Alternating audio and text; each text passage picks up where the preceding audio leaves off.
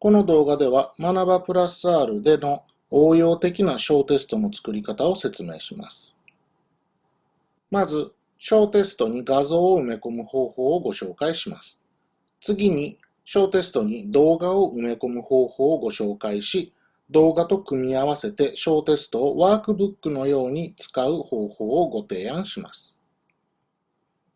まず、小テストに画像を埋め込む方法をご紹介します。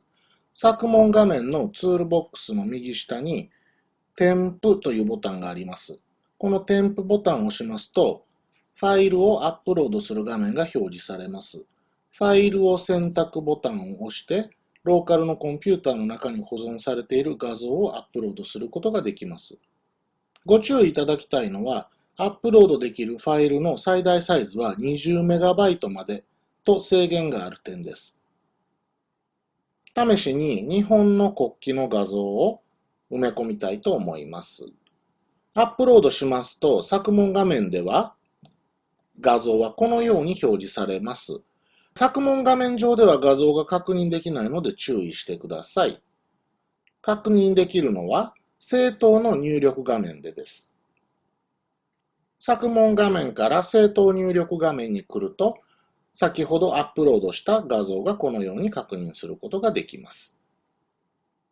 この画像はどちらかといえばイラストや挿絵のようなニュアンスで挿入してみました。ですが、画像を工夫すれば問題と組み合わせることもできます。例えば、このような画像を作ってみました。3つの国旗に対して1、2、3とそれぞれ番号が振ってある。これで1つの大きな画像になっております。これを使えば問題と組み合わせることができます。例えば、マッチング問題と組み合わせてみることができます。この画像の1、2、3というのを政党と組み合わせることでマッチング問題として出題することができるわけです。続いて、小テストに動画を埋め込む方法をご紹介します。画像と同じく添付ボタンからコンピューターの中に保存されている動画をアップロードすることもできます。ただし、動画の場合、このファイルの最大サイズというものに注意をしてください。画像よりも動画はファイルサイズが大きくなりますので、上限サイズに引っかかってしまう可能性があります。そこでご紹介したいのが、YouTube など外部のサイトにアップロードされている動画を小テスト内に読み込ませる方法です。この方法ですと、ファイルのサイズを気にする必要がありません。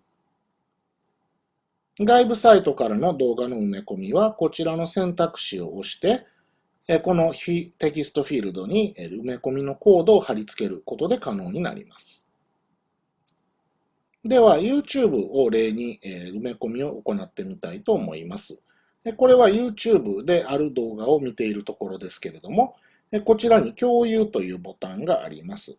この共有ボタンを押して埋め込みを選択しますと、この埋め込みコードというものが表示されます。この埋め込みコードをコピーしておきます。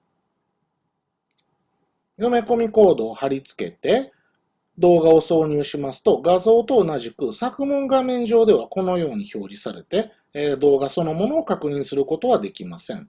動画の確認ができるのは政党入力画面でです。こちらは政党入力画面になります。先ほど埋め込みコードを貼り付けた動画が小テストの中に埋め込まれていることがわかります。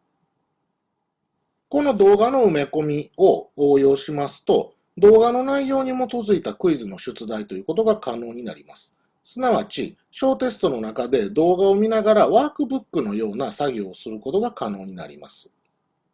こちらご覧ください。ここには埋め込まれている動画があります。その下に動画の内容に基づいているクイズが出題されています。